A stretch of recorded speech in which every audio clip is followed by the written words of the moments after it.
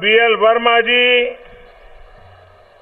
सांसद श्रीमान सतीश गौतम जी, सांसद श्रीमान राजेश दिवाकर जी, श्रीमान पुरुषोत्तम खंडेलवाल जी, कोले से भाजपा के उम्मीदवार श्रीमान अनिल पराशर जी, अनिल यहां जाइए, अंतरौली से उम्मीदवार श्रीमान संदीप सिंह, अलीगढ़ से उम्मीदवार श्रीमान संजीव राजा जी, इगलास से उम्मीदवार श्रीमान राजवीर सिंह दिलेर जी,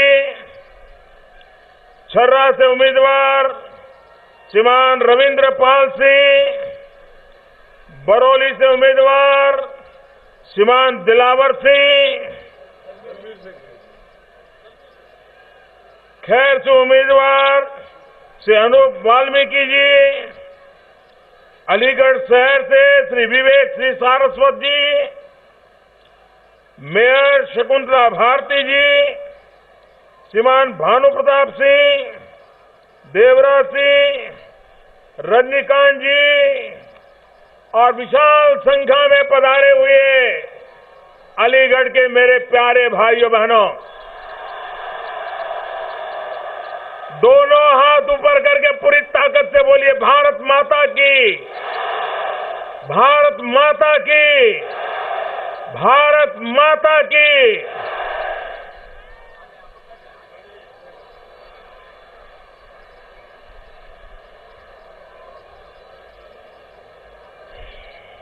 मैं कल भी उत्तर प्रदेश में था, आज दूसरी बार इस महत्वपूर्ण चुनाव अभियान में आप सबके बीच आने का मुझे सौभाग्य मिला है। नरेंद्र और इंद्र दोनों साथ साथ आए।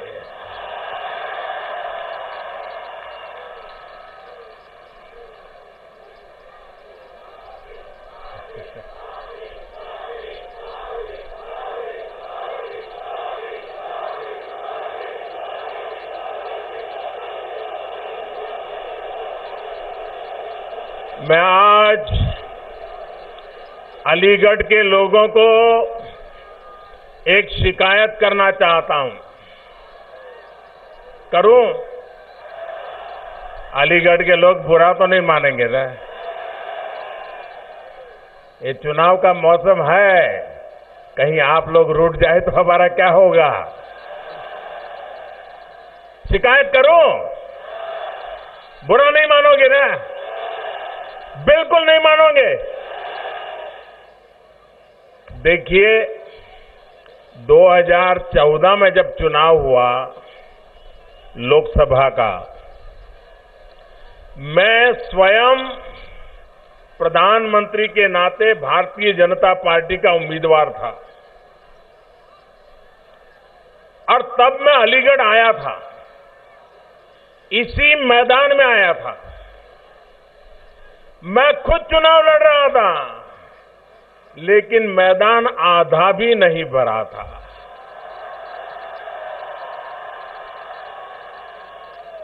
और आज मैं देख रहा हूं, जहां मेरी नजर पहुंच रही है, लोग ही लोग नजर आ रहे हैं। एक प्रकार से ये केसरिया सागर मेरे सामने उफान पर नजर आ रहा है। भाइयों बहनों,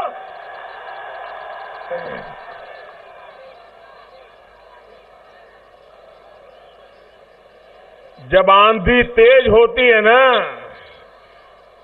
तेज आंधी होती है,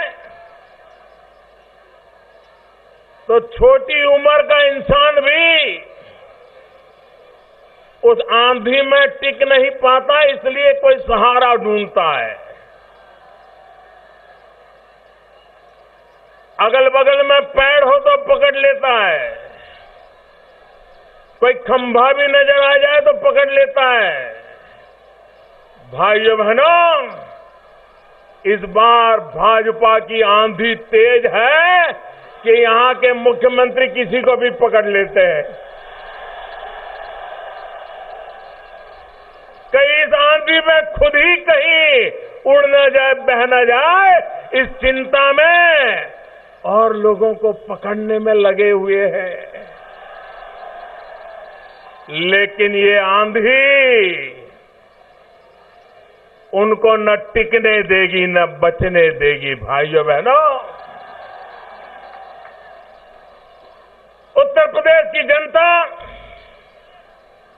परिवर्तन चाहती है। उत्तर प्रदेश की जनता न्याय चाहती है, न्याय। भाइयों बहनों, खास करके मेरे नौजवानों, मेरी माताएं बहनें, मेरे छोटे कारोबारी, मेरे छोटे छोटे किसान भाई बहन, ये लड़ाई आपके न्याय के लिए लड़ाई है, ये आपको न्याय दिलाने के लिए लड़ाई है।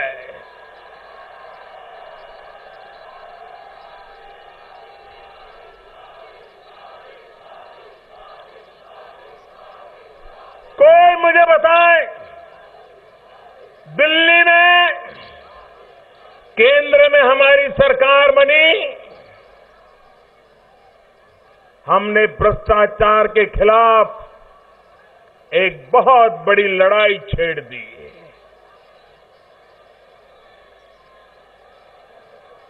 किसी को भी बद इरादे से किसी भी प्रकार की परेशानी किए बिना भ्रष्टाचार के खिलाफ लड़ाई कैसे लड़ी जा सकती है, ये दिल्ली सरकार ने करके दिखाया। जब से आपने मुझे केंद्र में बिठाया है, एक के बाद एक कदम उठाए हैं। भाइयों बहनों, ये राजनीतिक दल तो पहले भी थे। 2014 के चुनाव में भी थे, लेकिन इन सभी राजनीतिक दलों का गुस्सा अभी जितना नजर आता है, पहले कभी इतना गुस्सा नजर आता था? मोदी पे इतना गुस्सा करते थे, मोदी को इतनी गाली देते थे। ये मिलजुल करके रोज नया फतवा निकालते हैं। कारण क्या है मालूम है? कारण क्या है मालूम है? भाइयों बहनों, मैं ऐसे स्क्रू टाइट कर रहा हूं, ऐसे स्क्रू टाइट कर रहा हूं।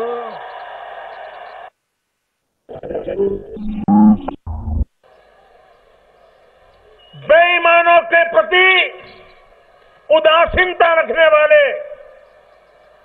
बेईमानों को प्रश्रय देने वाले, गुनहगारी को बढ़ाने वाले या तो आंख मूंदने वाले, उन सबको लग रहा है कि 70 साल के पाप का हिसाब अब देना पड़ेगा।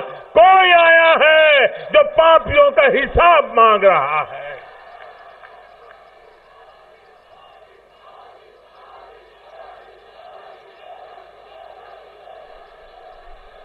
भाइयों बहनों, हमने लोगों को जो सरकार से पैसा मिलता है, स्कॉलरशिप का मिलता होगा, बुढ़ापे में पेंशन का मिलता होगा, और सुविधाओं के लिए मिलता होगा, दिव्यांगजनों को मिलता होगा, वृद्ध माताओं को मिलता होगा। हमने सिर्फ कहा कि बैंक में अकाउंट खोलो और आधार के द्वारा उनको पैसे दो। भाइयों बहनों, ऐसी जगह ध्यान में आई है, ऐसे ऐसे राज्यों के नाम सामने आए हैं कि जहां बेटी कभी पैदा ही नहीं हुई थी, लेकिन उसका विधवा का पेंशन लिया जाता था। ये चोरी है कि नहीं है? ये गरीब के पैसे लूटने का तरीका है कि नहीं है? हमने आधार और जनधन अकाउंट के द्वारा लोगों को सीधे पैसे देना शुरू किया। अलग अलग योजनाएं अभी तो शुरुआत की है, लेकिन करीब करीब 40,000 करोड़ रुपया, आप कल्पना कर सकते हैं भाइयों बहनों, 40,000 करोड़ रुपया जो हर वर्ष सरकार की तिजोरी से ये चूहे आकर के चुपचाप खा जाते थे, वो 40,000 करोड़ रुपया बचा लिया। ये 40,000 करोड़ गरीब के काम आएगा कि नहीं आएगा? गरीब का भला होगा कि नहीं होगा? मध्यम वर्ग के लोगों का भला होगा कि नहीं होगा? नौजवान के लिए रोजगार बढ़ाएगा कि नहीं बढ़ाएगा? पहले क्या होता था, जो पहुंच पाते थे वो मार ले जाते थे।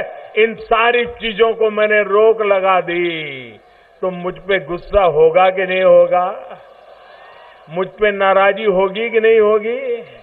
मोदी को पराजित करने लिए सारी जमावड़े करेंगे कि नहीं करेंगे? भाइयों बहनों, ये लोग सिर्फ चुनाव जीतने के लिए इकट्ठे नहीं आए हैं, ये इसलिए इकट्ठे आए हैं कि अगर अलग अलग रहे और मोदी का राज्यसभा में भी बहुमत हो गया, तो मोदी ऐसे कानून बनाएगा कि चोर लुटेरों के लिए कोई जगह नहीं बचेगी। इसका डर है भाइयों। लेकिन मैं आपको विश्वास दिलाने आया हूं। आप देखिए, 8 नवंबर रात को 8 बजे टीवी पर आकर के मैंने कहा 1000 और 500 की नोटें बंद। तूफान मच गया, तूफान। जिन्होंने थप्पे के थप्पे रखे थे, अब उनके लिए मजबूरी आ गई, भाई बैंक में जमा करना ही पड़ेगा, बैंक में जमा करना ही पड़ेगा। कुछ लोगों ने गंगा में बहा दिया, कुछ लोगों ने जला दिया। भाइयों बहनों, 70 साल तक जिस प्रकार से देश को लूटा गया और हजार की नोटों की थप्पियां लगा दी, एक रात में भाइयों बहनों उनको सरकार के शरण आने के लिए मजबूर कर दिया, बैंकों में जमा करने के लिए मजबूर कर दिया गया। अब वो सोच रहे थे कि मोदी ने कोई तैयारी नहीं की है, इसलिए बैंकों में जमा करेंगे तो काला सफेद हो जाएगा।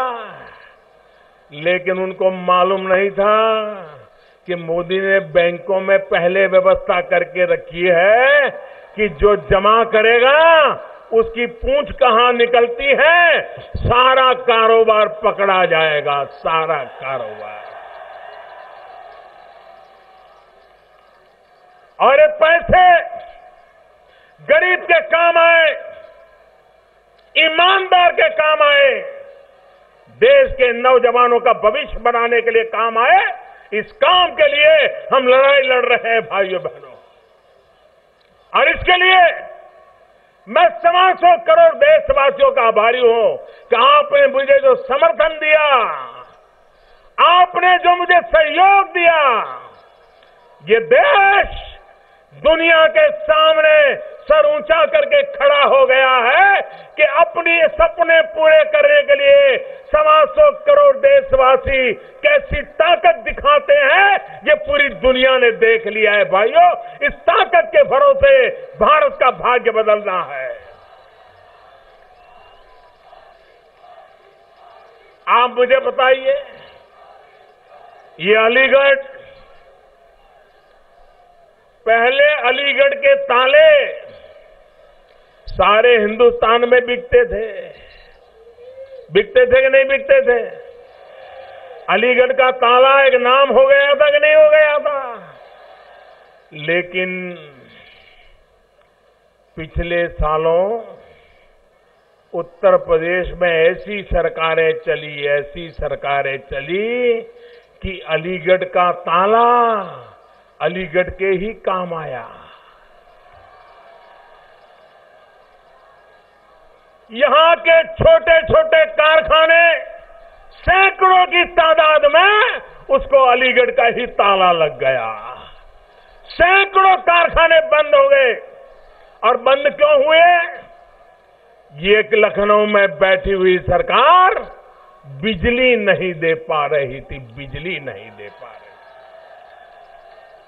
भाइयों बहनों, उत्तर प्रदेश में बिजली का हाल ये है कि लोग अंदर अंदर बातें करते हैं।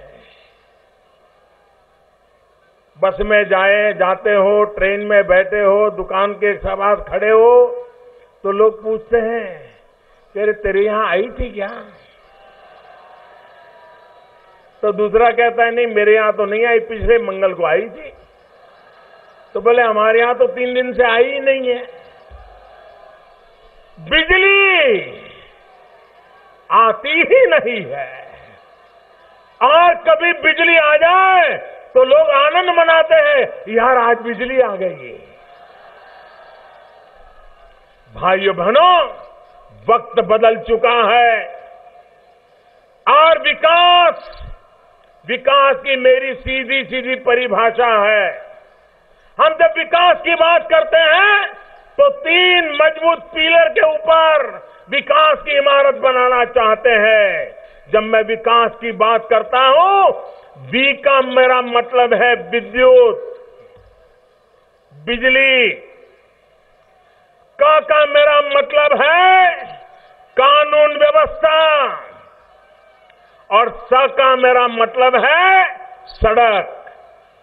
विकास यानी विद्युत, कानून व्यवस्था, सड़क, इन 3 मजबूत पिलर के ऊपर विकास की भव्य इमारत बनाई जा सकती है।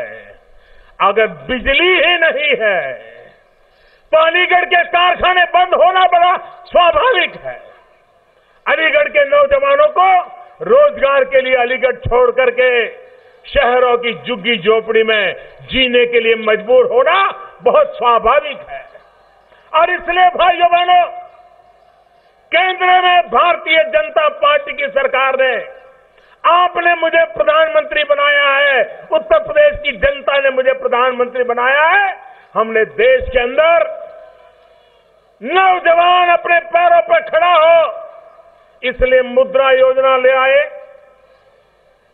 करोड़ों की तादाद में बिना कोई गारंटी नौजवान बैंक से लोन ले सकता है और लाखों करोड़ों रुपया, कम रकम नहीं, करोड़ों नौजवानों को लाखों करोड़ों रुपया हम दे चुके हैं। और एक एक नौजवान अपने पैरों पर खड़ा है, जो दूसरे को रोजगार देने की ताकत पे अब आगे बढ़ रहा है। एक जमाना था सामान्य मानवी को 2000, 5000, 10,000 रुपए चाहिए तो साहूकार से यहां लेने जाना पड़ता था और उसका परिणाम ये होता था कि साहूकार इतना ब्याज लेता था, गरीब, मध्यम वर्ग, निम्न मध्यम वर्ग का मानवी ब्याज देते देते थक जाता था। हमने कहा जो भी हो, नाई हो, सब्जी बेचने वाला हो, दूध बेचने वाला हो, किराने की दुकान चलाने वाला हो, छोटे छोटे कपड़ों का कारोबार करता हो, अखबार बेचता हो, सामान्य मानवी हो, उसको भी 50,000 रुपया अगर उसको मुद्रा योजना से चाहिए तो बैंक बिना गारंटी दे देगी। ये काम हमने करके दिखाया और लोगों को लाभ मिला है।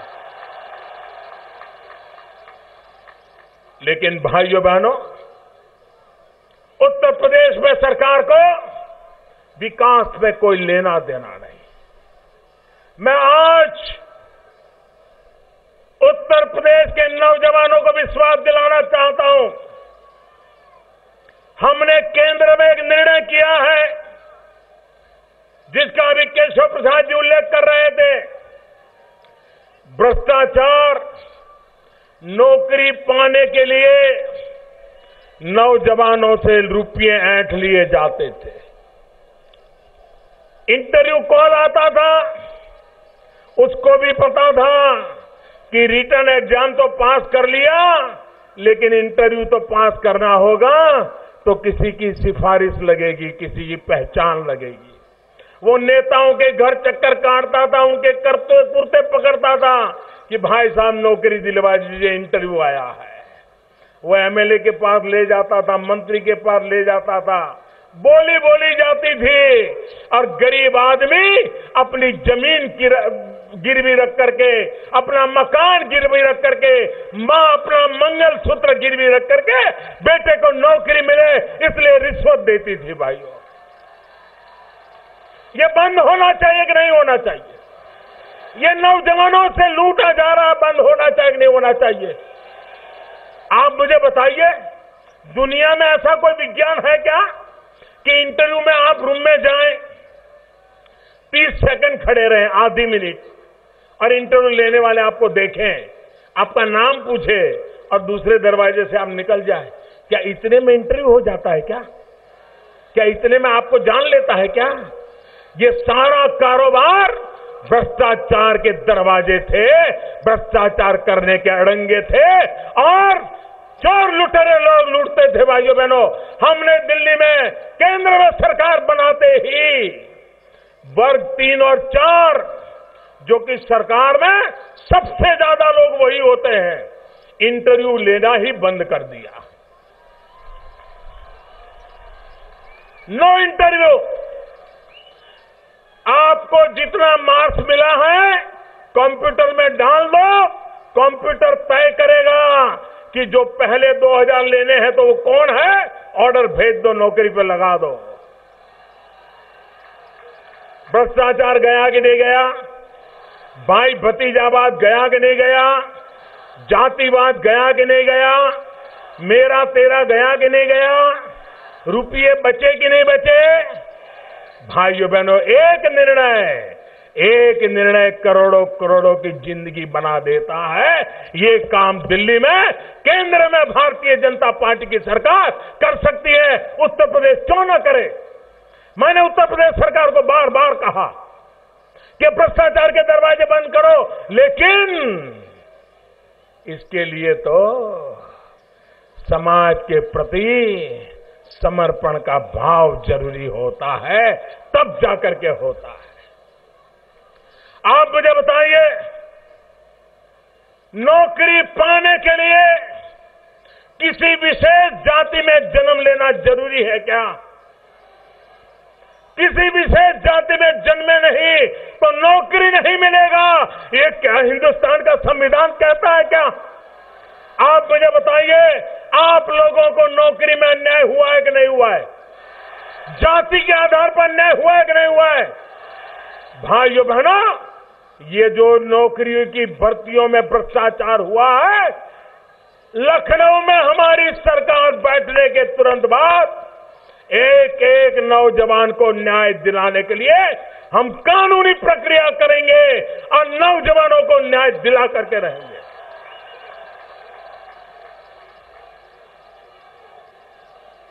देश ऐसा नहीं चल सकता है।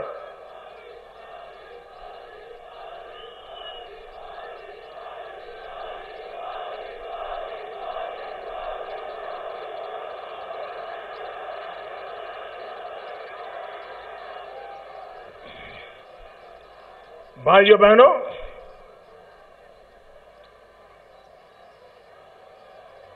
आप मुझे बताइए, उत्तर प्रदेश में सूरज ढलने के बाद, मैं उस हिंदुस्तान की बात कर रहा हूं जिसके पूर्वजों के पराक्रम की दुनिया में गुणगान होता करते हैं।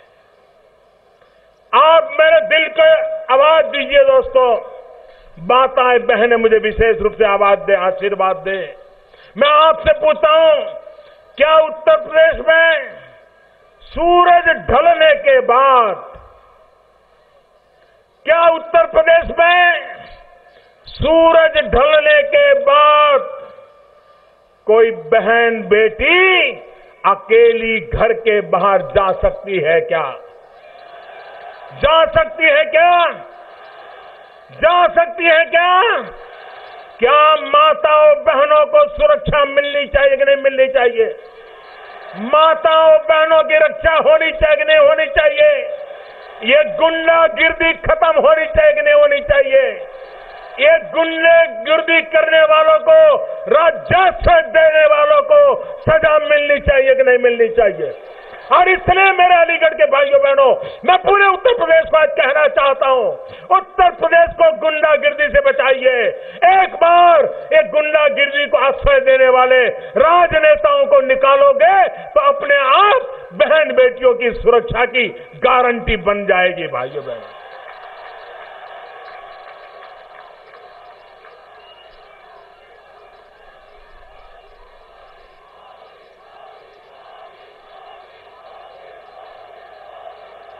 और जो परेशान होता है वो पुलिस थाने में भी जाने की हिम्मत नहीं करता है। अगर पुलिस थाने में जाए शिकायत करने के लिए और पता चले कि वो गुंडा तो किसी नेता का साथी है, तो फरियादी को ही 2 डंडे मारे जाते। भाइयों बहनों, ये सब कुछ बदलना है। उत्तर प्रदेश ने मुझे इतना प्यार दिया है, मुझे भी उत्तर प्रदेश को कुछ देना है। इसलिए भाइयों बहनों, ये बदलना है। आप मुझे बताइए, पहले गैस का चूल्हा लेना हो, घर में गैस का कनेक्शन लेना हो, तो आप मुझे बताइए मिलता था क्या? करप्शन होता था कि नहीं होता था? बिचौलियों को पैसे देने पड़ते थे कि नहीं देने पड़ते? भाइयों बहनों, हमारे देश में करोड़ों माताएं लकड़ी का चूल्हा जला करके खाना पकाती है, और लकड़ी का चूल्हा जला करके खाना पकाती है। उसके शरीर में 400 सिगारेट का धुआं एक दिन में उस मां के शरीर में जाता है। क्या गुनाह है इन मां बहनों का जो अपने बच्चों को खाना पका करके दे, लेकिन लकड़ी का चूल्हा जलाने से 400 सिगरेट का धुआं उनके शरीर में जाए और उनको बीमारी का शिकार होना पड़े।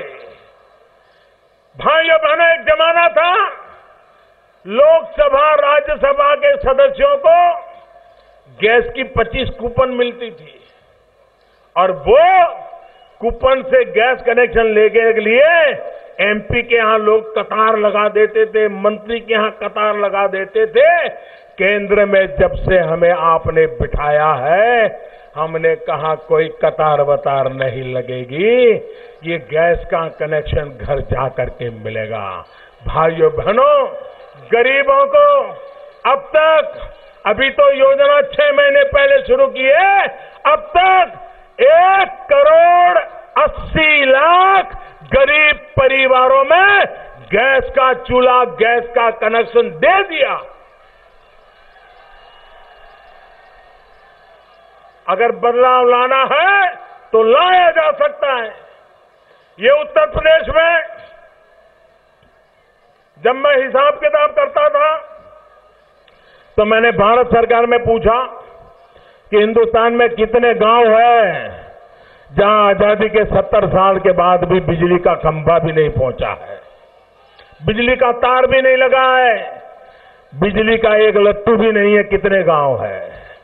भाइयों बहनों, 18,000 गांव ऐसे मिले जो 18वीं शताब्दी में बिना बिजली को जिंदगी गुजारा करते थे। 21वीं सदी में हिंदुस्तान के 18,000 गांव बिना बिजली को 18वीं शताब्दी की तरह जिंदगी गुजारा करते थे और किसी राजनेता को परवाह नहीं थी, किसी सरकार को परवाह नहीं थी, क्योंकि वो तो वोट बैंक नहीं थी उनकी, क्योंकि वो बिखरे हुए गांव थे। वो क्या बिगाड़ लेते चुनाव में, इसलिए किसी को परवाह नहीं थी। मैंने सरकार के अधिकारियों को बताया 1000 दिन में समय दिया उनको, 1000 दिन में 18,000 गांवों में बिजली का खंभा लग जाना चाहिए, तार लग जाना चाहिए, बिजली का लट्टू चालू होकर के दिखाना होगा। भाइयों बहनों, मुझे दुख के साथ कहना पड़ेगा, उसमें सबसे ज्यादा गांव उत्तर प्रदेश के थे जो 18वीं शताब्दी में जी रहे थे। मैंने बीड़ा उठाया और उत्तर प्रदेश के उन गांवों में बिजली पहुंचाई।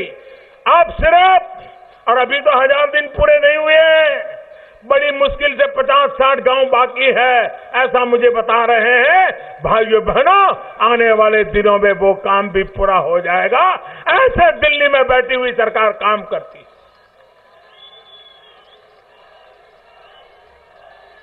मेरे किसान भाइयों बहनों,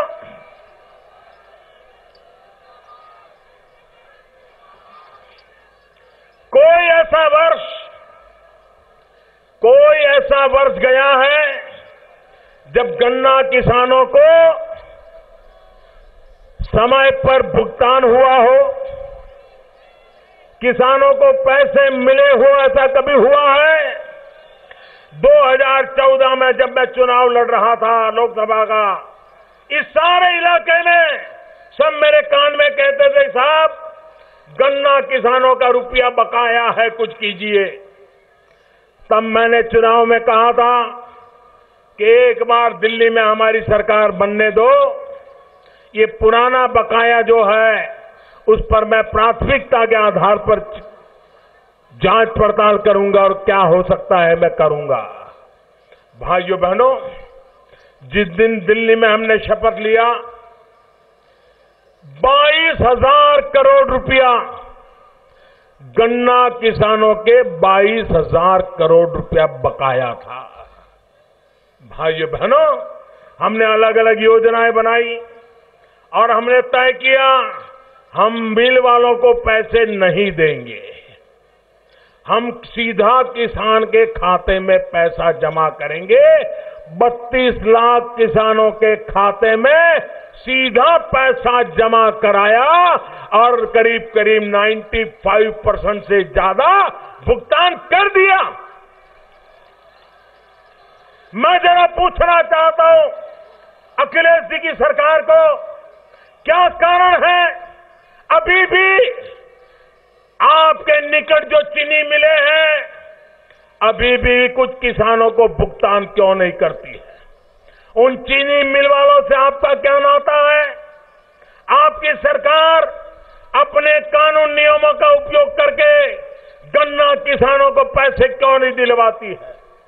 भाइयों बहनों, बगल में हरियाणा है, हरियाणा में भी गन्ना किसान है।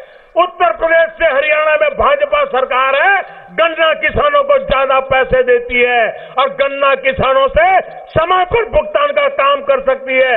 अगर भाजपा की सरकार हरियाणा में कर सकती है तो उत्तर प्रदेश में अखिलेश जी की सरकार क्यों नहीं करती है? मैं उत्तर प्रदेश भारतीय जनता पार्टी के नेताओं का अभिनंदन करता हूं। बहुत महत्वपूर्ण उन्होंने घोषणा की है। उन्होंने कहा है कि गन्ना किसानों को 14 दिन में भुगतान कर दिया जाएगा। 14 दिन में भुगतान, बहुत बड़ा फैसला है। उत्तर प्रदेश भारतीय जनता पार्टी बधाई की अधिकारी है, इतना बड़ा फैसला किया है। मैं उनको और भी एक बधाई देता हूं। उन्होंने छोटे और मझले किसानों की कर्ज माफी की भी घोषणा की है और मुझे विश्वास है सरकार बनते ही पहला काम इन किसानों के कर्ज के विषय में भारतीय जनता पार्टी ने जो घोषणा की है उसको लागू करके रहेंगे। भाइयों बहनों, उत्तर प्रदेश हमारा किसान गेहूं पैदा करता है, उत्तर प्रदेश का हमारा किसान धान पैदा करता है। क्या कारण है कि उत्तर प्रदेश की सरकार जो दाम भारत सरकार तय करती है उस मूल्य के आधार पर गेहूं खरीदने से कतराती क्यों है? धान खरीदने से कतराती क्यों है? किसानों को उसके नसीब पर क्यों छोड़ दिया जाता है? व्यापारियों को, किसानों को लूटने का मौका क्यों दिया जाता है? सरकार इंटरवीन क्यों नहीं करती है? भाइयों बहनों, बगल में हरियाणा, गेहूं की खेती वहां भी होती है। जो किसान उत्पादन करता है करीब करीब 70% अनाज खुद सरकार खरीदती है, उचित मूल्य पर खरीदती है। किसान को कोई लूट नहीं सकता है। मध्य प्रदेश में भारतीय जनता पार्टी की सरकार है, 60-65% माल सरकार खरीदती है। छत्तीसगढ़ में भारतीय जनता पार्टी की सरकार है, चावल की खरीदी 60-70% भारतीय जनता पार्टी की सरकार करती है। और आपको पता है भाजपा की सरकार उचित मूल्य पर 60%, 70% किसानों की पैदावार खरीद करती है। लेकिन उत्तर प्रदेश में किसानों ने नाम पर वोट मांगने वाली अखिलेश जी की सरकार कितना करती होगी बताइए? भाजपा वाले 60% करते हैं, ये कितना करते होंगे? 50 नहीं करते हैं, 40 नहीं करते हैं। आपको जानकर के दुख होगा मेरे किसान भाइयों, जाग जाओ, जाग जाओ। आपको अंधेरे में रखा है, कैसे लूटा है, कैसे बर्बाद किया है आपको, आप जान करके हैरान हो जाओगे। सिर्फ 3% खरीदी ये उत्तर प्रदेश की सरकार करती है। किसान को उसके नसीब पर छोड़ दिया जाता है। आप हमें मौका दो, हम इस स्थिति बदल के रखेंगे भाइयों, ये स्थिति बदल के रखेंगे। हमने गन्ना किसान, दुनिया में चीनी का दाम मर जाए, गन्ना किसान मर जाए। दुनिया में चीनी इधर उधर हो जाए, गन्ना किसान मर जाए। हमने निर्णय किया हम गन्ना किसान की मदद करने के लिए इथेनॉल बनाने का अभियान चलाया। 25 करोड़ लीटर इथेनॉल बना करके हमने गन्ना किसानों को बड़ी मदद की और विदेशों से जो तेल आता था उसको कम करने में इथेनॉल ने बहुत बड़ी मदद की। किसान को कैसे बचाया जा सकता है ये हमने करके दिखाया है। आप मुझे बताइए, कभी यूरिया के लिए किसान को रात रात कतार में खड़ा रहना पड़ता था कि नहीं खड़ा रहना पड़ता था? यूरिया मांगने पर मिलता था क्या? किसान को यूरिया चाहिए तो ब्लैक में लेना पड़ता था कि नहीं लेना पड़ता था? और किसान दुकानदार के यहां खड़ा हो जाए तो पुलिस आकर के लाठियां मारती थी कि नहीं मारती थी? भाइयों बहनों, ये इसलिए होता था कि यूरिया की चोरी होती थी। नाम तो किसान का होता था लेकिन यूरिया केमिकल के कारखानों में रॉ मटेरियल के रूप में चला जाता था। किसान को यूरिया नहीं मिलता था और काला बाजारी करने वाले, काले धन का उपयोग करने वाले किसानों को काले बाजारी में यूरिया खरीदने के लिए मजबूर करते थे। हमने आके एक बड़ा महत्वपूर्ण काम कर दिया। हमने यूरिया का निम कोटिंग कर दिया। यूरिया का निम कोटिंग कर दिया, 100% निम कोटिंग कर दिया। और जब यूरिया का निम कोटिंग हो गया तो अब वो यूरिया खेती के सिवाय किसी के भी काम नहीं आता है। फैक्ट्री में काम नहीं आ सकता है, केमिकल के रॉ मटेरियल के लिए काम नहीं आ सकता है। यूरिया की चोरी अटक गई, किसान को यूरिया आवश्यकता के अनुसार मिलने लगा, किसान का ब्लैक मार्केटिंग से यूरिया खरीदना बंद हो गया, किसान का खर्चा कम हो गया। आप मुझे बताइए, एक निर्णय किसानों की जिंदगी बदलता है कि नहीं बदलता है? बदलता है कि नहीं बदलता है? बदलता है कि नहीं बदलता है? और इसलिए भाइयों बहनों, एक बार हमें सेवा का अवसर दो। हम उत्तर प्रदेश को आपकी सपनों का उत्तर प्रदेश बना करके रखेंगे, ये मैं कहने आया हूं भाइयों।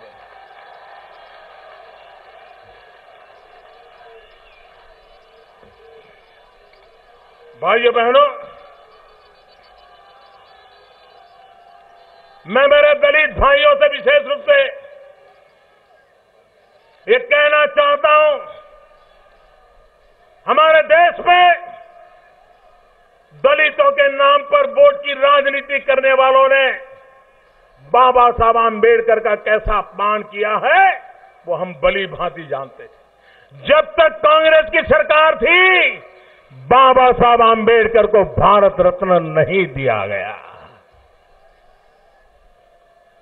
कांग्रेस को कोई अधिकार नहीं है और कांग्रेस को साथ देने वालों को भी बाबा साहब के नाम पर राजनीति करने का कोई हक नहीं बनता है। भाइयों बहनों, हमने आकर के बाबा साहब आंबेडकर के पंचतीर्थ का निर्माण किया है। बाबा साहब आंबेडकर के पंचतीर्थ का निर्माण जहां जहां भारतीय जनता पार्टी को सेवा करने का अवसर मिला है, हमने करके दिखाया। मऊ, जहां बाबा साहब आंबेडकर का जन्म हुआ था, जब तक मध्य प्रदेश में भाजपा की सरकार न बनी, उस बाबा साहब आंबेडकर के जन्म स्थान को उपेक्षित कर दिया गया था, कोई पूछने वाला नहीं था। आज बाबा साहब आंबेडकर का महू में एक भव्य तीर्थ क्षेत्र बनाने का काम भारतीय जनता पार्टी की सरकार ने किया है। भाइयों बहनों, लंदन में जहां बाबा साहब आंबेडकर की पढ़ाई हुई थी, वो मकान हराजी हो रही थी, बिक्री हो रही थी, बोली जा रही थी। हमने पहुंच गए, महाराष्ट्र सरकार में भाजपा की सरकार बन गई और हमने फैसला कर लिया, जिस धरती पर बाबा साहब आंबेडकर ने पढ़ाई की थी, वो मकान बिक्री नहीं करने दिया जाएगा, उसकी नीलामी नहीं होने दी जाएगी, सरकार खुद खरीदेगी। लाखों करोड़ों रुपया खर्च करके वो मकान ले लिया गया और लंदन में भी बाबा साहब आंबेडकर का तीर्थ क्षेत्र बनाने का काम हमने करके दिखाया। नागपुर में जहां बाबा साहब आंबेडकर जी ने दीक्षा ली थी, चैत्य भूमि बाबा साहब आंबेडकर में जहां बुद्ध की दीक्षा ली थी, उस भूमि को भी भव्य स्मारक बनाने का अवसर भारतीय जनता पार्टी की सरकार आई तब मिला। मुंबई में जहां बाबा साहब आंबेडकर की अंत्येष्टि हुई थी, उस भूमि को इंदू मिल की जमीन हमारे दलित भाई कितने ही दशकों से मांग कर रहे थे, लेकिन सरकारें मानती नहीं थी। केंद्र में आपने मुझे बिठाया, हमने मुंबई में जहां बाबा साहब आंबेडकर की अंत्येष्टि हुई थी, उस चैत्य भूमि के अंदर हमने जहां अंतिम संस्कार हुआ था, वहां पर हमने भव्य स्मारक बनाने का प्लान कर दिया। मैं खुद जाकर के शिलान्यास करके आया था। पूरी इंदू मिल की जमीन हमने इस बाबा साहब आंबेडकर स्मारक के लिए गा दी। पूरे मुंबई में एक भव्य स्मारक पूरे हिंदुस्तान को प्रेरणा देगा, दुनिया के न्याय के लिए लड़ने वालों के लिए प्रेरणा की वो भूमि बन जाएगी। मुंबई में, नागपुर में, मऊ में, लंदन में और दिल्ली में भी जिस मकान में बाबा साहब आंबेडकर रहते थे। अटल बिहारी वाजपेयी की सरकार ने निर्णय किया था, बाद में जितनी सरकारें आई उस काम को रोक दिया, फिर से केंद्र में हमारी सरकार आई, हमने आगे बढ़ाया और वो 5वां तीर्थ भी निर्माण होकर के खड़ा हो जाएगा। बाबा साहब आंबेडकर के लिए पंच तीर्थ बनाने का काम करने वाला अगर कोई है तो भारतीय जनता पार्टी की प्रतिबद्धता है। दलित, पीड़ित, शोषित, वंचित के लिए काम करना ही हमारा इरादा है। इसी का परिणाम है कि हमने करके दिखाया है। भाइयों बहनों, जब हमने डीमोनेटाइजेशन किया, 500,000 की नोट बंद की, रीमोनेटाइजेशन का काम भी चल रहा है, साथ साथ हमने ई मोनेटाइजेशन का भी काम शुरू किया और इसलिए हमने डिजिटल करेंसी, ऑनलाइन पेमेंट, डिजी धन, उसको भी बल देने की दिशा में काम शुरू किया। तो हमने जो ऐप बनाई वो भी इस देश के महापुरुष भीमराव बाबा साहब आंबेडकर के नाम पर भीम ऐप बनाई। आज करोड़ों लोग अपने मोबाइल फोन पर भीम ऐप डाउनलोड करके अपने मोबाइल फोन को एक बैंक बना देते हैं और अपना पूरा आर्थिक कारोबार भीम ऐप के द्वारा कर रहे हैं। जब हमने भीम ऐप बनाई तो भी जो आंबेडकर के नाम पर राजनीति करने वाले लोग हैं उनके पेट में चूहे दौड़ने लग गए, परेशान हो गए। ये मोदी होता कौन है? ऐप बनाए तो भी भीम का नाम लेता है, आंबेडकर का नाम लेता है। अरे भीमराव आंबेडकर थे जिन्होंने रुपये पर सालों पहले थीसिस लिखी थी। भीमराव आंबेडकर थे, वो पढ़ लिख करके एक बहुत उत्तम इकोनॉमिस्ट के रूप में उन्होंने जगह बनाई थी। ये भीमराव आंबेडकर थे जिनकी सोच थी, जिसमें से रिजर्व बैंक ऑफ इंडिया का जन्म हुआ था। जिस आदमी ने इतना बड़ा आर्थिक चिंतन किया हो, ऐसे महापुरुष के नाम से अगर हिंदुस्तान की नई अर्थव्यवस्था भीम ऐप के नाम से चलती है तो हमें इसका गर्व है। जिसको पीड़ा होती है होती रहे, हम इस काम को आगे बढ़ाने वाले लोग। भाइयों बहनों, उत्तर प्रदेश आप जानते हैं, अगर हम बजट में घोषित करें कि 10,000 करोड़ रुपया लोगों को दे दिया जाएगा तो चारों तरफ तालियां बजेगी कि नहीं बजेगी? बजेगी कि नहीं बजेगी? बजेगी नहीं बजेगी? भाइयों बहनों, हमने एक ऐसा काम किया, कुछ भी घोषणा किए बिना, कोई भी गाजे बाजे के बिना, हिंदुस्तान के सामान्य मानवी के जेब में पूरे देश में मिलाकर के 10,000 करोड़ रुपयों की बचत हुई एक साल में। और एक साल नहीं, हर वर्ष ये बचत होने वाली है, 10,000 करोड़ रुपया। आपको लगेगा ये मोदी ने क्या जादू किया? ये कैसा जादू है कि हमें यार पता भी नहीं चला और पैसा बच गया? भाइयों बहनों, हमने पूरे देश में एलईडी बल्ब लगाने का बड़ा अभियान चलाया। एलईडी बल्ब, पहले कांग्रेस के जमाने में एलईडी बल्ब मिलता था 300, 350, पौने 400 में। हमने नियमों का उपयोग किया, बारीकी से देखा और सिर्फ 70-80 रुपये में एलईडी बल्ब बाजार में लाकर के खड़ा कर दिया। और जिसके घर में बिजली का उपयोग होता था, जिसने भी एलईडी बल्ब लगाया, पहले जितना बिल आता था, किसी का उससे आधा हो गया, किसी का 60% हो गया, किसी का 65% हो गया, हर महीना बिल बचने लगा। जिसने एलईडी लगाया है उन सबका बिल बचने लगा है। और जिन्होंने नहीं लगाया है उनको मैं कहता हूं, घर में लट्टू बदल दीजिए, एलईडी लगा दीजिए, बच्चों को दूध पिलाने का पैसा ऐसे ही बच जाएगा। काम ऐसे होता है, जनता पर कोई बोझ न पड़े, बिजली भी बचे, पैसे भी बचे, अच्छी ऊर्जा भी मिले, ये काम करना, उस दिशा में हमने काम किया, वो करके दिखाए हैं।